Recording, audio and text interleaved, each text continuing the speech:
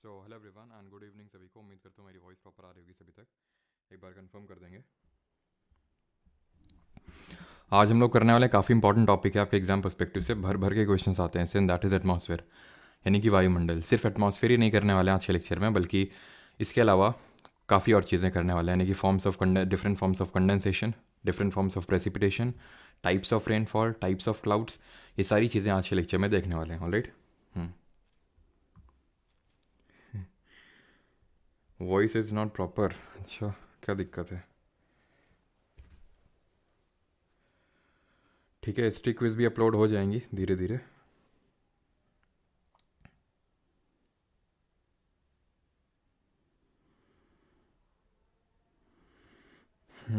किसान आंदोलन करवा दो, क्यों नहीं।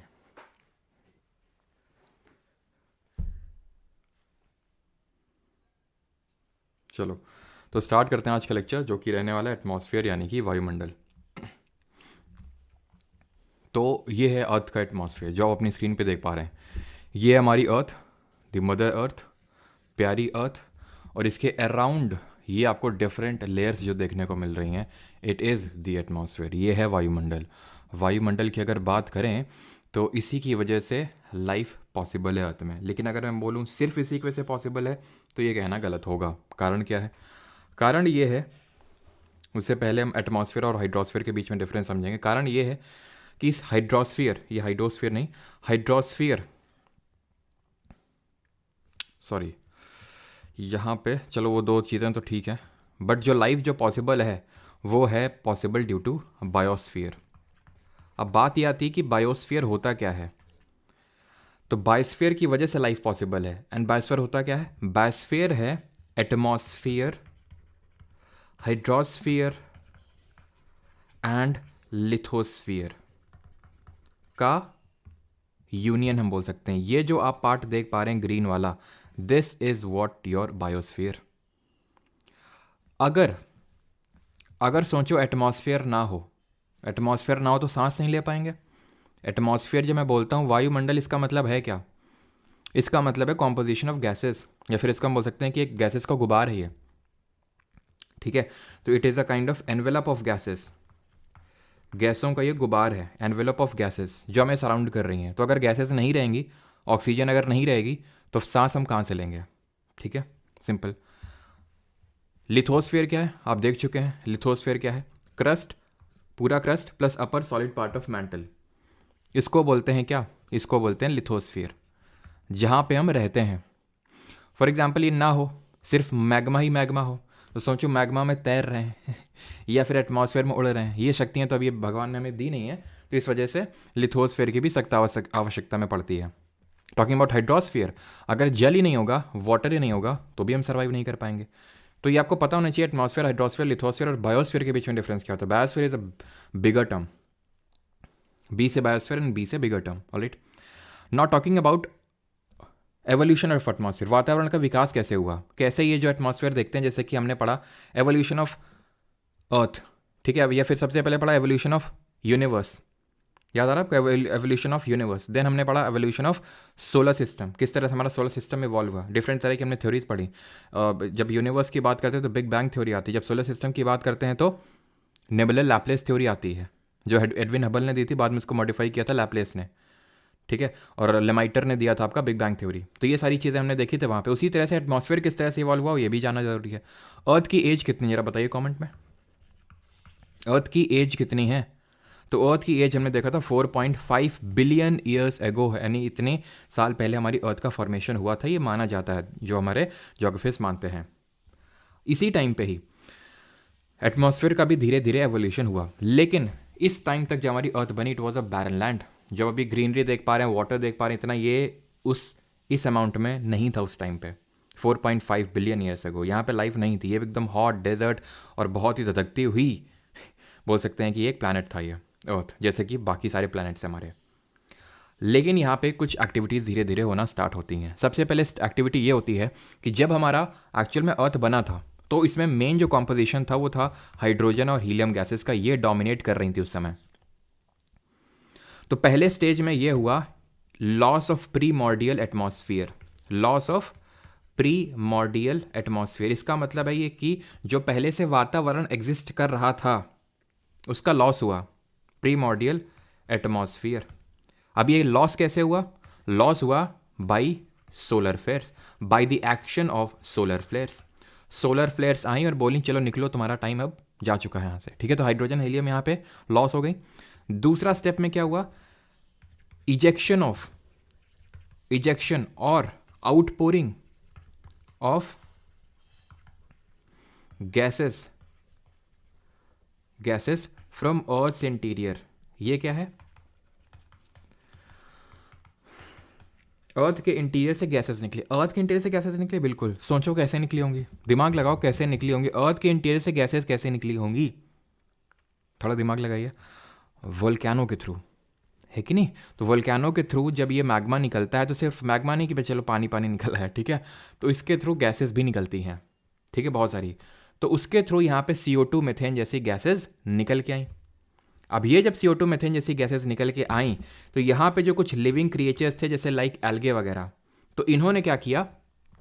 इन्होंने फोटोसिंथेसिस नाम की एक अभिक्रिया की, जिसको कि हम हिंदी में बोल सकते हैं या फिर इंग्लिश में modification by the third step को हम बोल सकते हैं मॉडिफिकेशन बाय लिविंग ऑर्गेनिज्म। यानी कि जो हमारे जीव जगत थे उनके द्वारा संशोधन किया गया एटमॉस्फेयर का, मॉडिफिकेशन बाय लिविंग ऑर्गेनिज्म। तो पहला हुआ कि भाई प्रारंभिक वातावरण चला गया, ठीक है।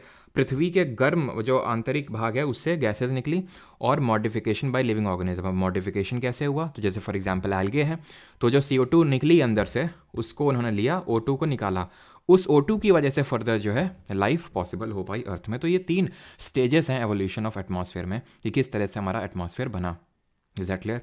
और एटमॉस्फेयर अगर नहीं होगा तो लाइफ पॉसिबल नहीं है। और ये हमने फिजिक्स में भी पढ़ा था कि एटमॉस्फेयर क्यों टिका हुआ है अर्थ में, क्यों टिका हुआ है। बाकी तो अगर हम देखते हैं जैसे मून है तो वहाँ पे हमें मास्क लगा के जाना पड़ता है, ऑक्सीजन मास्क, वहाँ पे लाइफ पॉसिबल नहीं है। या फिर बाकी और भी हमारे प्लैनेट्स हैं, क्योंकि वहाँ पे एटमॉस्फेयर रह नहीं पाता, टिक नहीं पाता, क्योंकि वहाँ पे ग्रेविटी बहुत कम है।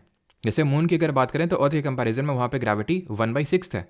तो ये जो अर्थ का एटमॉस्फेयर है, ये जो टिका हुआ है अर्थ के आसपास, इसमें बहुत बड़ा रोल है हमारा ग्रेविटी ऑफ अर्थ का, गुरुत्वाकर्षण बल का। क्लियर? अब आते हैं डिफरेंट लेयर्स ऑफ एटमॉस्फेयर हम पढ़ेंगे। Troposphere, stratosphere, mesosphere, thermosphere, exosphere, ये हमारी डिफरेंट लेयर हैं, ठीक है। तो ये हमारी लेयर है एक एक करके। वैसे तो मैं आपको समराइज कर दूंगा, नहीं तो आप इसको ऐसे याद कर सकते हो, ठीक है, कि thank you so much the x, ठीक है।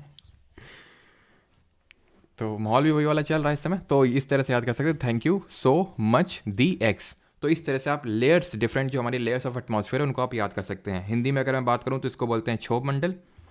ये ट्रोपोस्फेयर होता है क्षोभ मंडल, ये होता है समताप मंडल, ये होता है मध्य मंडल, मेसोस्फेयर मध्य मंडल, ये होता है आपका ताप मंडल यानी थर्मोस्फेयर जिसको हम आयन मंडल या फिर आयनोस्फेयर के नाम से जानते हैं, और ये है बाह्य मंडल।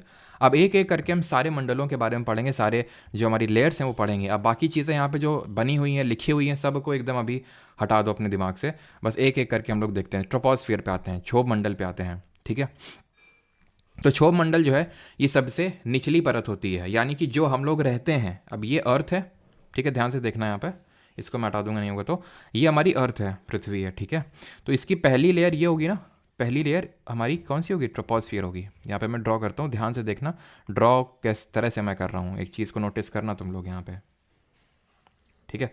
तो ये है ट्रोपोस्फियर। अब ये हम लोग यहाँ पे रहते हैं, इतना तो सबको पता होगा कि हम अर्थ की सरफेस पे रहते हैं, ना कि अर्थ के अंदर रहते हैं, ठीक है। तो अर्थ की सरफेस पे रहते हैं, तो इतने लंबे तो है नहीं, क्योंकि इसकी अगर हम हाइट की बात करें तो रफली 12-13 किलोमीटर है। तो इतने तो भाई कोई लंबा आदमी होता नहीं 12-13 किलोमीटर, किसको पार करके भी रह रहा है, ठीक है। तो हम रहते हैं ट्रोपोस्फियर में, क्षोभ मंडल पे, ठीक है। इतनी चीज़ क्लियर कि हम ट्रोपोस्फियर पे रहते हैं, यानी कि जितनी भी सारी चीज़ें होंगी, जितने भी मौसमी घटनाएं होंगी, जितने भी वेदर फिनोमिना होंगे, ऑल वेदर फिनोमिना। अब यहाँ पे एक एक करके पॉइंट हमें लिखने हैं, ठीक है। ऑल जो वेदर फिनोमिना हैं वो यहीं पे होते हैं, जितने भी मौसमी घटनाएं हैं वो इसी परत में होती हैं। दूसरा पॉइंट ये है कि जितना एटमॉस्फेयर का पूरा मास है ना, जितना भी मास है उसका 80% ट्रोपोस्फियर में ही है, 80% ऑफ। और ये मास किसका है? ये गैसेस का मास है, क्योंकि एटमॉस्फेयर है क्या? एनवेलप है गैसेस का, गैसों का गुबार है। तो 80% of total mass of atmosphere is in troposphere, is in troposphere क्षोभ मंडल में। अब ये ट्रोपोस्फियर भी ना, ये ट्रोपोस नाम का एक लैटिन वर्ड है, उससे ये ओरिजिन हुआ है ट्रोपोस। ट्रोपोस का मतलब होता है मिक्सिंग ऑफ गैसेस, बिकॉज यहाँ पे गैसेस बहुत सारी हैं, तो ये लैटिन वर्ड ट्रोपोस से डिराइव हुआ, जिसका मतलब होता है मिक्सिंग ऑफ गैसेस। इस पर भी आई थिंक एक बार एसएससी ने क्वेश्चन पूछ लिया था। मैंने तुमसे बोला था एक चीज़ ध्यान से नोटिस करना कि मैं किस तरह से ऊपर वाली लाइन ड्रॉ कर रहा हूँ। ये ऊपर वाली लाइन पता है क्या है? इसको बोलते हैं ट्रोपोपॉस। ये क्या है? ट्रोपोपॉस। अभी इन सबको मैं हटा दूंगा, तो अगर कोई नोट्स बना रहा है, वैसे तो आपके नोट्स में मिलेगा जो लोग बैच में हैं, नहीं है तो आप इसको बना लीजिएगा, ठीक है अभी। तो ट्रोपोपॉस है ये। ट्रोपोपॉस वो लाइन होती है जहाँ से हमारी ट्रोपोस्फियर खत्म होती है और अगली लेयर जो कि स्ट्रेटोस्फियर है, समतापमंडल, वो चालू होती है। अब मैंने ये एक यहाँ पे कॉन्शियसली इस चीज़ को यहाँ पे ड्रॉ किया है कि यहाँ पे आप देखें थिकनेस कम है, यहाँ पे थिकनेस ज़्यादा है ट्रोपोस्फियर की, यहाँ पे अगेन कम है। तो ये जो है ना एंड्स, ये हैं पोल्स, ये ध्रुव हैं, पोल्स हैं। पोल्स आप जानते हैं ना, जैसे ये हमारी अर्थ है, सेंटर पे बल्ज्ड है, और जो पोल्स है वहाँ पे फ्लैटेंड, हम लोगों ने पढ़ा था। अर्थ का शेप क्या है जरा कमेंट में बताइए जल्दी से। अर्थ की हमारी इक्वेटोरियल रेडियस ज़्यादा है, पोलर रेडियस कम है, सारी चीज़ें पता है, ठीक है। तो पोल्स पे ये हैं poles, north pole south pole. Poles पे ट्रोपोस्फियर की जो हाइट होती है वो कम होती है, इक्वेटर पे भूमध्य रेखा पे ज़्यादा होती है। अब बात ये आती है कि क्यों होती है और कितनी होती है, ठीक। तो पहले क्यों होती है? क्योंकि यहाँ पे इक्वेटर पे, ये हमने पढ़ा था कि इक्वेटर पे डायरेक्ट कि सन की रेज रिसीव होती हैं all through out the year, simple. यहाँ पे कभी डायरेक्ट रेज रिसीव नहीं होती है, यहाँ पे तो हमेशा स्लैंटिंग रेज रिसीव होती हैं। जैसे जैसे हम दूर जाते जाएंगे इक्वेटर से, स्लैंटिंग रेज बढ़ती जाएंगी। अब क्योंकि यहाँ पे हीट ज़्यादा पड़ रही है, तो यहाँ पे जो कन्वेक्शन सेल्स डेवलप होंगे, कन्वेक्शन सेल्स का मतलब एक तरह से इवेपोरेशन होगा, इवेपोरेशन, तो वो ऊपर तक ज़्यादा होंगे क्योंकि हीट ज़्यादा है, तो वो हीट की वजह से ऊपर तक ट्रोपोस्फियर जाती है। तो क्या ऊपर किसी ने लाइन खींच रखी क्या कि ओहो हो यहाँ से जो ट्रोपोस्फियर खत्म हो गई, तभी हम सोचे कि यहाँ तक ट्रोपोस्फियर क्यों हुई, वो देखो लाइन जा रही ट्रोपो, ऐसा नहीं है। तो फिर कैसे पता चलता है? पता ऐसे चलता है कि टेम्परेचर आपका किस पॉइंट तक घट रहा है, बिकॉज ट्रोपोस्फियर में क्या होता है, ऊपर जाने पे टेम्परेचर घटता है, और कहाँ से हमें डिफरेंट तरह की प्रॉपर्टीज़ देखने को मिलती हैं। इससे हमें पता चलता है, जैसे कि हमें क्रस्ट मैंटल कोर में पता चल रहा था, ठीक है। यहाँ पे तो चलो फिर भी हम ऊपर जा चुके हैं, अंदर अर्थ के इंटीरियर में तो हम लोगों ने देखा था कि एक सर्टेन पॉइंट तक ही हम जा पाए हैं, ठीक है। अभी ना तो हमने पूरा मेंटल एक्सप्लोर किया, कोर तो छोड़ ही दो, बट फिर भी वहाँ पे ऐसा कोई जो हमने डिसकॉन्टिन्यूटीज़ पढ़ी थी, वो ऐसा नहीं कि कोई लाइन बनी हुई, वो देखो लाइन बनी, वो तो हम कि यहाँ से प्रॉपर्टीज़ चेंज हो रही हैं तो उसके हिसाब से हमने डिसकॉन्टिन्यूटी का नाम रख दिया था, क्लियर है। और अर्थ का हमारा शेप है जियोइड या फिर ऑब्लेट स्फीरॉइड। अब बात ये कर लेते हैं कि भाई यहाँ पे कितनी इनकी थिकनेस। अब इसको मैं हटा देता हूँ यहाँ से, तो ये चीज़ आप सारी चीज़ें समझिए कि ट्रोपोपॉज और ये सारी चीज़ें क्या होती हैं, ठीक। बहुत इंपॉर्टेंट पॉइंट है ये, क्या यही जो मैं लिखने जा रहा हूँ, जब मैंने आपको बताया था कि थिकनेस इनकी कितनी होती है, थिकनेस कितनी होती है इसकी ट्रोपोस्फियर की। तो ट्रोपोस्फियर की पोल्स पे होती है, ध्रुवों पे होती है 8 किलोमीटर, और इक्वेटर भूमध्य रेखा पे होती है 18 किलोमीटर, 18 किलोमीटर। तो ऑन एन एवरेज अगर हम निकालेंगे, औसत निकालेंगे इसका, तो निकल के आता है 13 किलोमीटर। दोनों को जोड़ के डिवाइड बाई 2 करिए तो 13 किलोमीटर ही आएगा। तो ये बहुत इंपॉर्टेंट है, पूछा गया कि एवरेज थिकनेस कितनी, तो ट्रोपोस्फियर की 13 किलोमीटर एवरेज थिकनेस, ठीक। चौथी चीज़ पे आते हैं, व्हाट इज़ दिस? ये है कि ऊपर जाने में टेम्परेचर घटता है, ठीक है, यानी कि on moving above temperature decreases, temperature decreases, तापमान घटता है, और इस चीज़ को हम बोलते हैं लैप्स रेट, घटने की दर। किसके घटने की दर? टेम्परेचर की। बात यह आती है, मतलब तुम लोग थोड़ा सोचो, टेम्परेचर क्यों घट रहा होगा, टेम्परेचर क्यों घट रहा होगा। अब जैसे कि यहाँ पे कहीं सन होगा, मान लो ये सन है, ठीक, ये मैंने सन ड्रॉ कर दिया।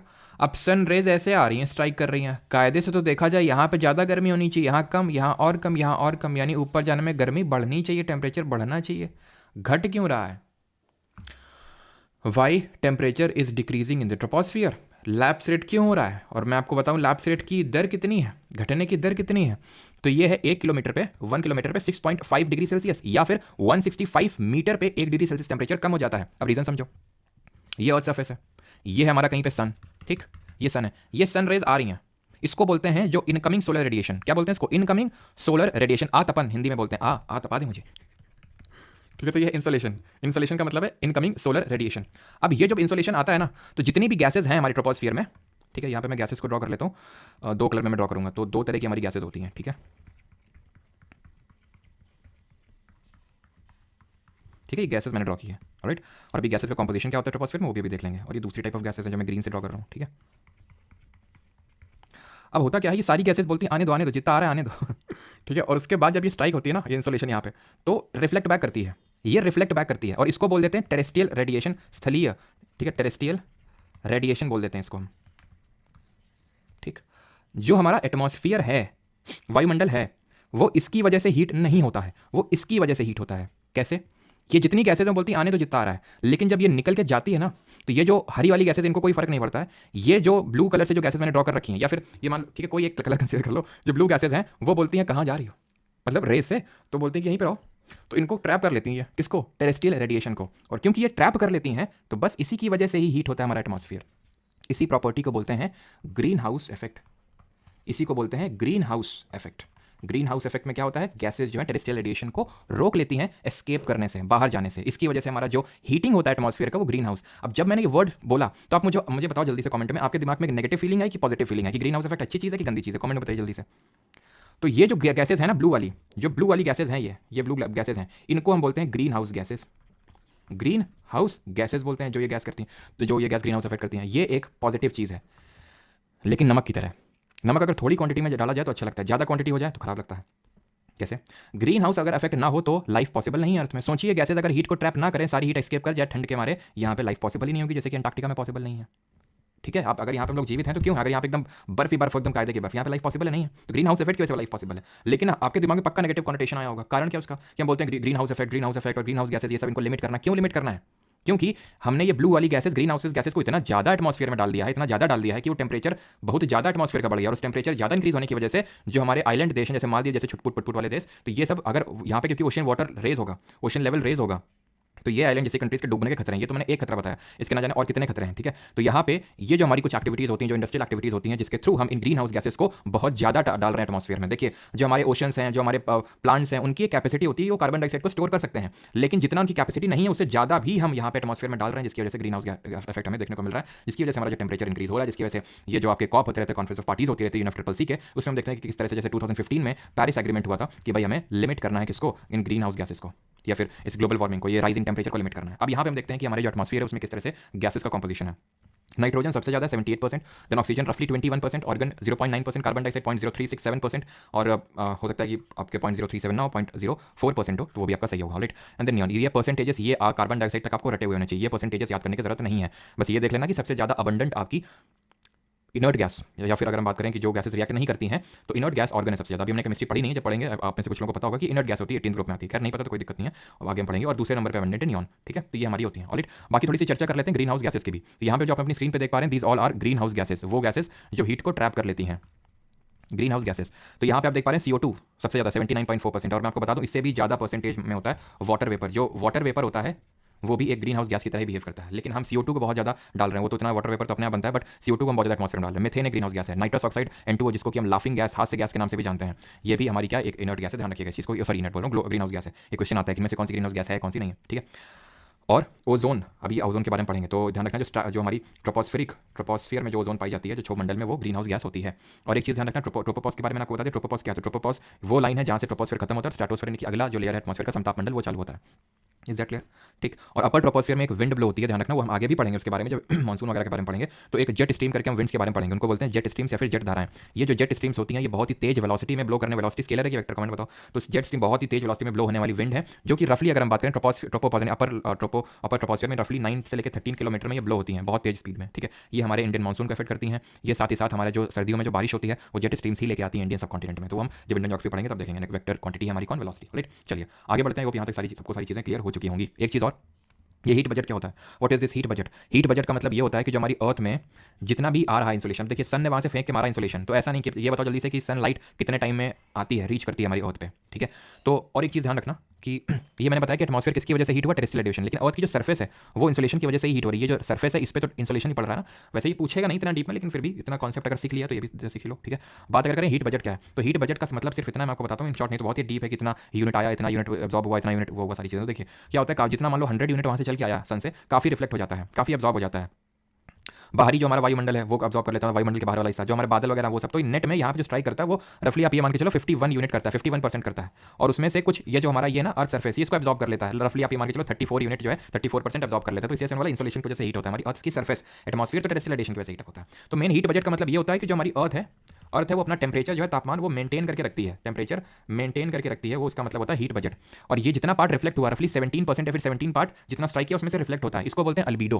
क्या बोलते हैं इसको? अल्बीडो बोलते हैं। अल्बीडो क्या है? जो हमारी रिफ्लेक्ट हुई क्या इंसोलेशन, जो आतपन है, इंसोलेशन इनकमिंग सोलिडेशन है, वो जो रिफ्लेक्ट हुई उसको हम बोलते हैं अल्बीडो। अल्बीडो का मतलब रिफ्लेक्ट होना। अब हर सरफेस की अलग अलग रिफ्लेक्टिंग पावर होती है, जैसे कि इंसोलेशन अगर अर्थ में यहाँ पे स्ट्राइक कर रही है तो कुछ ग्राउंड में स्ट्राइक किया होगा, कुछ बर्फ के ऊपर स्ट्राइक किया होगा, कुछ फॉरेस्ट के ऊपर स्ट्राइक किया होगा, कुछ डेजर्ट में जाके स्ट्राइक किया होगा, क्योंकि हमारे तो इतना डाइवर्स है हमारा अर्थ। तो ठीक है, तो क्वेश्चन इस तरह से बनता है अल्बीडो में कि 4 आपको ऐसे दे देगा ऑप्शन है, फिर 4 जितने भी देगा और उसको ऑर्डर में अरेंज करने के लिए पूछ लेगा। पहले तो तुम्हें यही पता होना चाहिए अल्बीडो होता क्या। मैं फिर से रिपीट करता हूँ, अल्बीडो का मतलब है कि कितना इंसोलेशन रिफ्लेक्ट वापस जा रहा है, रिफ्लेक्ट हो रहा है। आप इसको परावर्तन बोलेंगे आई थिंक हिंदी में। तो ध्यान रखना सबसे ज्यादा फ्रेश स्नो का होता है, बर्फ का सबसे ज्यादा होता है, ध्यान रखना फ्रेश स्नो का, देन आइस का, देन कंक्रीट का, देन डेजर्ट का, देन ग्रीन ग्रास का, देन बेयर सोल का। पूरा याद करना है नहीं, ये रट के रखना कि स्नो का बर्फ का सबसे ज्यादा होता है बस। और उसके बाद ये ध्यान रखना कि देन डेजर्ट है और देन हमारी जो ग्रास एंड देन फॉरेस्ट है, बस इस तरह से थोड़ा सा देख लेना, ठीक है, अल्बीडो के बारे में। राइट, तो अल्बीडो भी आप समझ गए। अब आगे बढ़ते हैं, व्हाट इज टेंपरेचर इन्वर्जन। अभी हम स्ट्रेटोस्फीयर में एंटर किए नहीं है सर, ठीक है अनमैम ठीक है, अभी हम समताप मंडल पे आए नहीं है, अभी हम ये लास्ट टॉपिक है और इसको पढ़ेंगे, देन आएंगे स्ट्रेटोस्फीयर में। टेंपरेचर इन्वर्जन, तापमान व्युत्क्रमण। तो ये व्युत्क्रमण क्या होता है, इन्वर्जन क्या होता है? तो अभी हमने देखा कि ऊपर जाने में टेम्परेचर जो है तापमान वो घटता है, डिक्रीज होता है। लेकिन कभी कभी क्या होता है, ये टेम्परेचर घटने के बजाय बढ़ जाता है। टेम्परेचर ऊपर जाने पे घटा घटा घटा घटा घटा लेकिन बढ़ जाता है एकदम से। टेम्परेचर ऊपर जाने में बढ़ जाता है ट्रोपोस्फियर में, जो कि घटना चाहिए था। ऐसा कब होता है? ऐसा होता है लंबी सर्दियों की रात में, long winter night. Getting excited? हाँ, व्हाट टू स्टडी ना, तो ज़्यादा एक्साइटेड होने की जरूरत नहीं है। लॉन्ग विंटर नाइट में क्या होता है ऐसा, तो बहुत सारी चीज़ें होती हैं, लेकिन हमें एटमॉस्फेयर में के बारे में पढ़ना है कि क्या होता है लॉन्ग विंटर नाइट में। होता ये है लॉन्ग विंटर नाइट, और जब अगर काम विंड्स होती हैं, विंड बहुत ज़्यादा टर्बुलेंट नहीं होती है, एंड क्लियर स्काई होता है, एकदम खुला आसमान।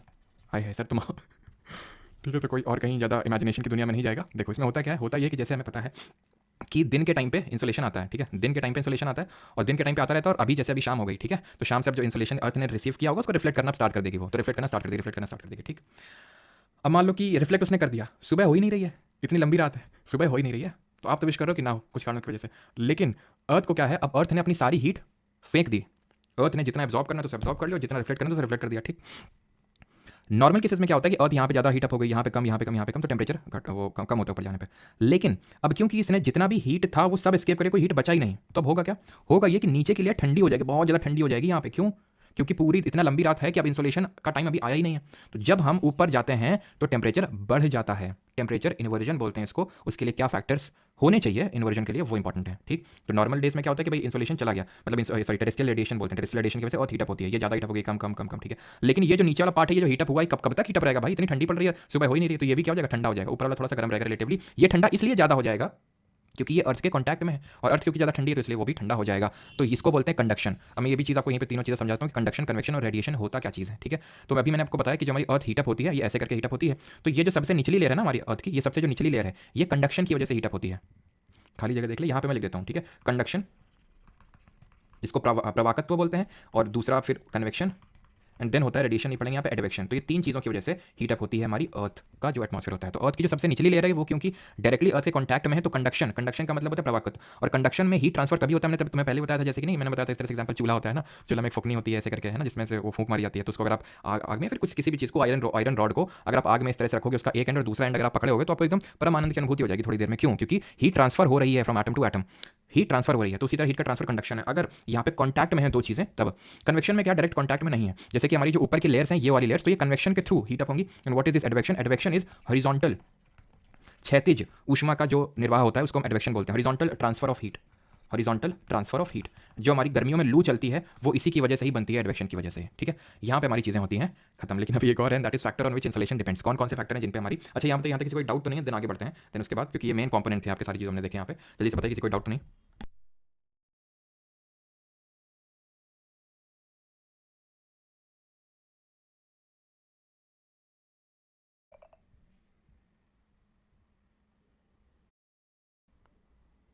सर समराइज कर देते हैं सर, बहुत इंटरेस्टिंग टॉपिक लग रहा है। अच्छा,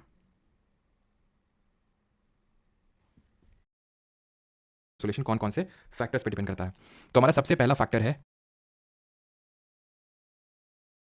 तो इंसोलेशन पे आते हैं, कौन कौन से फैक्टर्स पे डिपेंड करता है इंसोलेशन, ठीक है, इंसोलेशन कौन कौन से फैक्टर्स पे डिपेंड करता है। तो हमारा सबसे पहला फैक्टर है length of the day. Length of the day पे डिपेंड करता है। अगर सोचो गर्मियों का टाइम है तो दिन बड़े होते हैं गर्मियों में और रात छोटी होती है, तो ऑब्वियस सी बात है इंसोलेशन ज़्यादा होगा। ठीक, transparency of atmosphere, transparency of atmosphere, वायुमंडल कितना ट्रांसपेरेंट है ये डिटरमाइन करेगा। मतलब सोचो बादल है एटमॉस्फेयर में, ठीक है, बादल एटमॉस्फेयर में, बादल एटमॉस्फेयर में, बादल एटमॉस्फेयर में, तो बादल होंगे तो एटमॉस्फेयर में क्या होगा, जो हीट आई थी वो एस्केप नहीं कर पाएगी, वो एस्केप नहीं कर पाएगी। ठीक है, और अगर बादल है तो पहली बात तो वो हीट जो आई है वो आ ही नहीं पाएगी। जैसे टेम्परेचर इन्वर्जन मैंने तुम्हें क्या बताया था, एक पॉइंट क्लियर स्काई होना चाहिए, क्लियर स्काई नहीं होगा तो क्या होगा, सोचो बादल है यहाँ पे, बादल है यहाँ पे, तो जो हीट एस्केप करेगी उसको बादल रोक लेंगे, जाने नहीं देंगे, तो यानी कि टेम्परेचर इन्वर्जन नहीं हो पाएगा, वो हीट वापस आ जाएगी। क्लियर है, तो इसी वजह से क्लियर स्काई चाहिए। अगर टेम्परेचर इन्वर्जन होता है, तभी आपने देखा होगा जब बादल होते हैं, जब बादल होते हैं तो उस टाइम अगर उस टाइम पे गर्मी ज़्यादा होती है, जैसे सर्दियों का टाइम है भी, ठीक है, बादल अगर होंगे तो गर्मी हो पड़ती है, मतलब रिलेटिवली गर्मी पड़ती है। ठीक है, ये हमने देखा। और अगर कोहरा वगैरह है तो मतलब है कि बादल नहीं, और जब बादल होते हैं तो कोहरा नहीं होता है, क्योंकि अभी हम देखेंगे कि जो कोहरा बन रहा है अर्थ की निचली लेयर पे, वो इसी की वजह से, थोड़ा टेम्परेचर इन्वर्जन की वजह से ही बन रहा है। अगर बहुत जोर की हवा चलती है तो भी कोहरा नहीं होता है, अगर क्लियर स्काई नहीं होता तो भी कोहरा नहीं होता, लॉन्ग विंटर नाइट नहीं होती तो भी कोहरा नहीं होता है, गर्मी में कोहरा होता है नहीं। ठीक है, तो ये चीज़ ध्यान रखना। तो ट्रांसपेरेंसी ऑफ एटमॉस्फेयर, कितना एटमॉस्फेयर ट्रांसपेरेंट, जितना ट्रांसपेरेंट होगा उतना ही ज़्यादा इंसोलेशन रिसीव होगा। और क्या क्या फैक्टर्स होते हैं, जैसे कि अगर हम बात करें इक्वेटर पे किस तरह से ये इफेक्ट होता है, तो इक्वेटर पे ये ध्यान रखना इस चीज़ को कि इक्वेटर, इसी में ऐड कर लो, इसी में कि due to this only equator receive less what, less insolation than the tropics. अब अगर मैं आपसे पहले पूछ लेता इस चीज़ को कि बताओ इक्वेटर पे कि ट्रॉपिक्स पे, tropic of cancer, tropic of capricorn, तो पता होगा ना सभी को, ये करके रेखा ऊपर वाली मकर रेखा 23.5 degree north latitude, 23.5 degree south latitude, और ये 0 डिग्री है जो अर्थ को दो इक्वल पार्ट्स में डिवाइड करती है, नॉर्दर्न हेमिस्फीयर ऊपर वाला, नीचे वाला सदर्न हेमिस्फीयर, उत्तरी गोलार्ध और दक्षिणी गोलार्ध। तो अगर मैं तुमसे पूछ लेता तुम यही बोलते कि यहाँ पे ज़्यादा इंसोलेशन रिसीव होगा। तुमने जो लॉजिक लगाया वो तो ठीक है कहीं हद तक, लेकिन एक और लॉजिक लगेगा। वो लॉजिक ये है क्योंकि यहाँ पे ज़्यादा हीट पड़ेगी, तो क्योंकि यहाँ पे ज़्यादा इवापोरेशन होगा तो क्लाउड का फॉर्मेशन होगा, और क्लाउड का फॉर्मेशन होगा तो एटमॉस्फेयर कम ट्रांसपेरेंट होगा, कम क्लियर एटमॉस्फेयर होगा। यहाँ पे क्या, यहाँ इंसोलेशन उतना ही बराबर मात्रा में, ऑलमोस्ट बराबर मात्रा में होता है, लेकिन यहाँ पे उतना ज़्यादा इवापोरेशन नहीं होता है। और अगर मैं बात करूँ जैसे डेजर्ट्स हो गए, डेजर्ट पे एकदम कायदे का इंसोलेशन मिलता है, क्यों, क्योंकि डेजर्ट पे पानी होता नहीं, और क्योंकि पानी होता नहीं है तो वहाँ पे इवापोरेशन होगा तो क्लाउड का फॉर्मेशन होगा, और अगर क्लाउड का फॉर्मेशन नहीं होगा तो उसकी वजह से ज़्यादा एडवेक्शन को अभिवाहन बोलते हैं, अभिवाहन। ठीक है, तो क्लियर स्काई वहाँ पे एकदम होगा, जिसकी वजह से इंसोलेशन ठीक ठाक मात्रा में रिसीव होता रहेगा। Is that clear? तो ये फैक्टर्स है जिसपे कि हमारा इंसोलेशन डिपेंड करता है, आतापन। ठीक है, ये चीज़ क्लियर होनी चाहिए। और अगर हम बात करें जो डायरेक्ट रेज हैं सन की, वो ज़्यादा हीट करती हैं, जैसे कि यहाँ पे अगर आपको याद हो तो मैंने बोला था equator, tropic of capricorn, Arctic Circle, Antarctic Circle, 66.5 degree north, 66.5 degree south, 23.5 degree north, 23.5 degree south and 0 degree. तो ये वो वाला रीजन है जिसको टॉरिड जोन बोलते हैं, जहाँ पे ऑल मतलब कि डायरेक्ट रेज यहाँ पे सन की रिसीव होती हैं। ये जो होता है ये टेम्परेट जोन होता है, ये जो मैं येलो से ड्रॉ कर रहा हूँ इसको टेम्परेट जोन बोलते हैं, शीतोष्ण क्षेत्र बोलते हैं यहाँ पे, बिकॉज स्लैंटिंग रेज रिसीव होती हैं। स्लैंटिंग यहाँ पे भी रिसीव होती हैं, इसको बोलते हैं, इसको फ्रिजिड जोन बोलते हैं, ऊपर वाला और नीचे वाला दोनों को फ्रिजिड बोलते हैं। तो यहाँ पे भी स्लैंटिंग होती है, लेकिन ये कि यहाँ पे 6 महीने दिन और यहाँ पे 6 महीने रात। तो हम ये बोल सकते हैं कि किस तरह से इंसोलेशन यहाँ पे एकदम लीस्ट होगा यहाँ पे इंसोलेशन। ठीक है, तो इसमें कोई बड़ी बात नहीं है। अब आते हैं अगली लेयर पे, दैट इज स्ट्रेटोस्फीयर, काफी देर बाद समताप मंडल। अब बस थोड़े थोड़े पॉइंट्स हैं, यही मेन था ट्रोपोस्फीयर वाला जो था हमारा क्षोभ मंडल। अब ये हमारा क्या, समताप मंडल।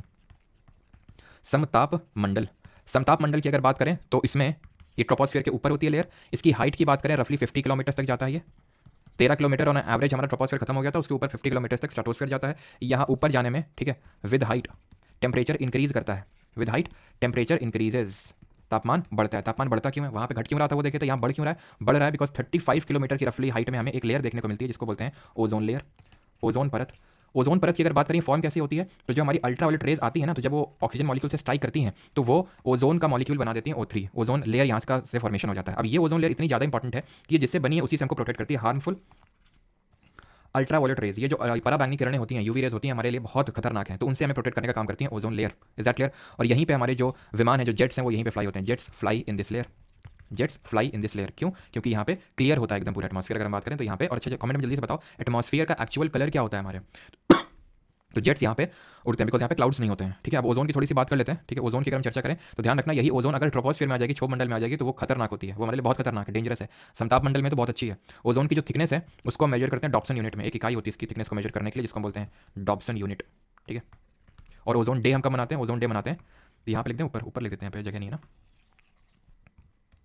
तो ओजोन डे हम मनाते हैं कब, ओजोन डे 16 सितंबर को। 16 सितंबर को क्यों मनाते हैं, बिकॉज 16 सितंबर 1987 को एक प्रोटोकॉल हुआ था जिसको बोलते हैं मॉन्ट्रियल प्रोटोकॉल, जो मॉन्ट्रियल सिटी हुई है कनाडा में, वहाँ पे हुआ था। ठीक है, मॉन्ट्रियल कनाडा में, या फिर मॉन्ट्रियल प्रोटोकॉल चलो मैं लिखता हूँ, यहाँ पे हुआ था। क्यों, इसमें ये प्रोटोकॉल किसके रिगार्डिंग था, क्लोरोफ्लोरोकार्बन्स को फेज आउट करने के लिए। What are this chlorofluorocarbons? Chlorofluorocarbons वो होते हैं, वो कंपाउंड्स होते हैं जो इस ओजोन लेयर को खतरा पहुंचाते हैं। जो हमारे पहले रेफ्रिजरेटर्स होते थे, एसी होते थे, इसमें क्लोरोफ्लोरोकार्बन भर के होता था, अभी तो काफी हद तक वो लिमिट हो चुका है। ये ओजोन लेयर को जाकर डिस्ट्रॉय करते हैं बहुत ज़्यादा। ठीक है, और इसकी वजह से होता यह है कि हमारी ओजोन लेयर की थिकनेस कम होने लगती है और अल्ट्रावायलेट रेज ज़्यादा रिसीव होने लगती है, जो कि हमें बिल्कुल नहीं चाहिए। ठीक है, और इसी में एक अमेंडमेंट हुआ था किगाली रोवांडा में, जिसको किगाली अमेंडमेंट बोलते हैं। मॉन्ट्रियल वाला याद करना, किगाली अगर हो सके तो देख लेना, नहीं तो इतना भी जरूरी नहीं है। ठीक है, किगाली अमेंडमेंट था रिगार्डिंग फेजिंग आउट हाइड्रोफ्लोरोकार्बन्स, क्योंकि हम ह्यूमन सुधरने वाले नहीं है। सीएफसी बंद हुए तो उसका एक ऑल्टरनेटिव निकाला एचएफसी, हाइड्रोफ्लोरोकार्बन्स, ये भी ओजोन लेयर को खतरा पहुंचा देते, तो इसके लिए मॉन्ट्रियल प्रोटोकॉल में अमेंडमेंट करना पड़ा, किगाली अमेंडमेंट। किगाली जगह का नाम है इन दी अफ्रीका। ऑलराइट, ठीक है। तो ओजोन डे भी हमने देख लिया, सारी चीजें देख ली, इसका टेम्परेचर क्यों बढ़ता है वो भी देख लिया। 50 किलोमीटर्स तक ये जाती है, दैट मीन 50 किलोमीटर्स पे क्या होगा, 50 किलोमीटर्स पे होगा स्ट्रैटोपॉज। स्ट्रैटोपॉज अब आपको बताने की जरूरत नहीं होनी चाहिए कौन सी लेयर होगी। स्ट्रैटोपॉज वो लेयर होगी जहां से स्ट्रैटोस्फीयर खत्म हो रहा है और अगली लेयर शुरू हो रही है, और अगली लेयर है मेसोस्फीयर,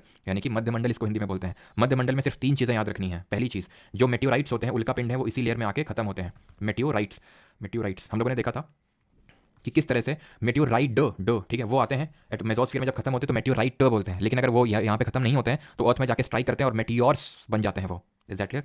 और मेसोस्फीयर की अगर बात करें तो विद हाइट टेम्परेचर डिक्रीजेस, ठीक है, विद हाइट टेम्परेचर डिक्रीजेस, तापमान घटता है ऊपर जाने पे, and due to this it is the coldest layer in the earth. Coldest layer, सबसे ठंडी लेयर होती है।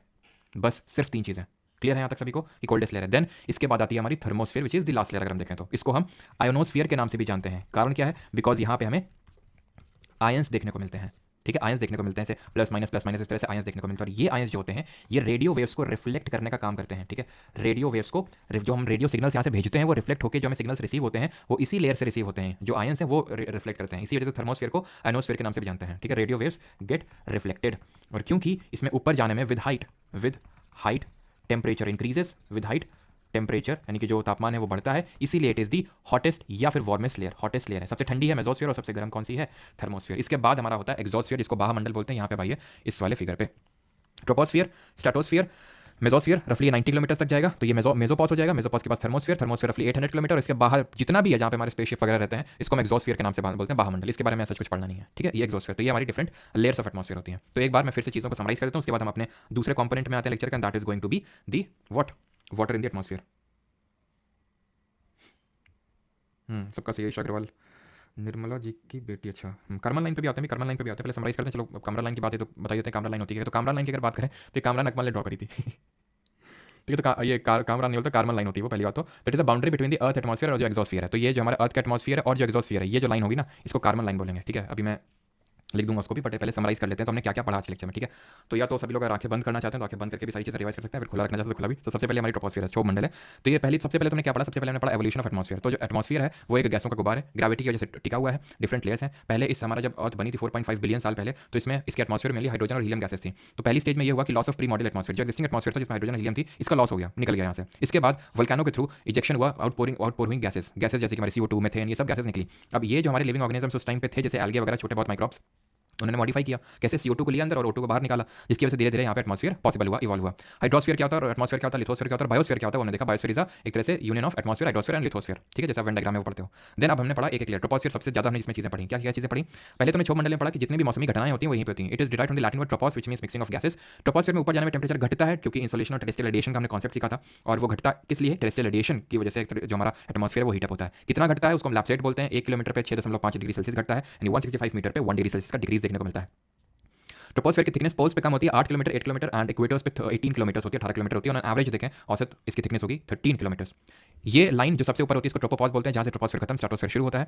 ट्रोपोपॉज को ऊपर बढ़ते ही स्ट्रेटोस्फीयर लेयर हमें देखने को मिल जाती है। और ये तो आई थिंक मैंने बता दिया, जितनी भी मौसमी घटनाएं होती हैं वो यही ट्रोपोस्फीयर में ही होती हैं। ठीक है, फिर हमने ये पढ़ा था कि अल्बीडो क्या होता है। तो अल्बीडो का मतलब जैसे यहाँ पे बर्फ है, ठीक है, तो यहाँ से जो रिफ्लेक्ट होगी इंसोलेशन, इसको बोलेंगे अल्बीडो, या फिर यहाँ से जो रिफ्लेक्ट होगी उसको बोलेंगे अल्बीडो। स्नो का, फ्रेशली स्नो का, आइस का जो अल्बीडो होता है वो सबसे ज़्यादा होता है, देन डेजर्ट्स का, देन फॉरेस्ट का। ठीक है, एंड जो हमारा असफाल्ट होता है उसका अल्बीडो सबसे कम होता है। क्लियर? फिर हमने पढ़ा था कि ये जो हमारा कंडक्शन, कन्वेक्शन और एडवेक्शन क्या होता है। फिर हमने पढ़ा कि स्ट्रेटोस्फीयर के बारे में, इसमें ऊपर जाने में टेम्परेचर बढ़ता है, यहाँ पे जेट्स फ्लाई होते हैं, ओजोन लेयर देखने को मिलती है 35 किलोमीटर की हाइट पे, और वो ओजोन लेयर हमें हार्मफुल अल्ट्रावायलेट रेस से प्रोटेक्ट करती है। ऊपर जाने में टेम्परेचर बढ़ता है, बहुत आसान है, घटता है, बढ़ता है, घटता है, बढ़ता है, ऑल्टरनेट है। ठीक, तो यहाँ पे अब लेयर होगी स्ट्रेटोपॉज। स्ट्रेटोपॉज वो लेयर है जहाँ से स्ट्रेटोस्फीयर खत्म, आपका समताप मंडल खत्म, और मध्य मंडल यानी मेसोस्फीयर स्टार्ट हो रहा है। मेसोस्फीयर मेटियोर, एम से मेटियोराइट्स, तो मेटियोराइट्स खत्म हो रहे हैं यहाँ पे आके, खत्म हो रहे हैं यहाँ पे आके। ठीक है, और दूसरा चीज़ है कोल्डेस्ट लेयर है, ऊपर जाने में टेम्परेचर घटता है। ठीक है, थर्मोस्फीयर सबसे गर्म लेयर है, इसको आयनोस्फीयर बोलते हैं, यहाँ से रेडियो वेव्स रिफ्लेक्ट होती हैं, बस बात खत्म। ठीक है, ये 50 किलोमीटर तक, ये रफली 90 और ये रफली 800, और इसके बाद जो है ये लाइन है कार्बन लाइन। तो कार्बन लाइन क्या है और ये गैसेस का हमें पता होना चाहिए किस तरह से कंपोजिशन होता है। Nitrogen 78%, oxygen 21, organ 0.9 and carbon dioxide 0.037% में हमें देखने को मिलती है। ऑलराइट, तो कार्बन लाइन यहाँ पे मैं लिख देता हूँ, what is this carbon line. ठीक है, जिस तरह से हमने पढ़ा था एस्टेरॉयड बेल्ट पढ़ा था। ठीक है, और क्यूपर बेल्ट क्या होता है जरा बताइए, क्यूपर बेल्ट क्या होता है।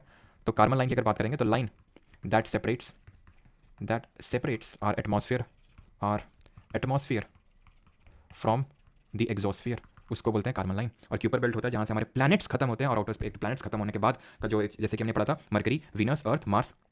इसके बाद था asteroid belt, then Jupiter, then Saturn, Uranus and Neptune. इसके बाद था क्यूपर बेल्ट, ये हमने देखा था। अब आते हैं दूसरे टॉपिक पे and that is water on earth. पानी ग्रहण कर लेते हैं क्योंकि वाटर की बात हो रही ना।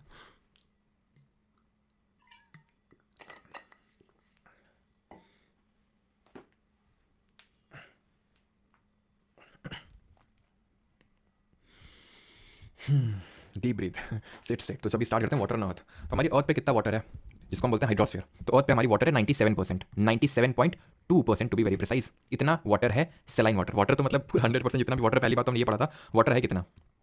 तो हमने ये पढ़ा था, एक सेकंड, हमने ये पढ़ा था कि अर्थ पे जो लैंड है वो रफली 70% है या फिर 71% है, और जो वाटर है वो 21%, सॉरी 31 या फिर रफली 30% है। अभी जितना भी पानी है इसको दो पार्ट में डिवाइड कर सकते हैं। एक तो सेलाइन यानी जो पानी खारा है, पीने योग्य नहीं है, और अभी तक हम टेक्निक नहीं बना पाएंगे किस तरह से जो हमारा ओशन वाटर है जो कि खारा पानी है उसको हम फ्रेश वाटर में तब्दील कर सकते हैं। और दूसरा फ्रेश वाटर। फ्रेश वाटर का मतलब होता है जो पीने योग्य पानी है, ठीक है।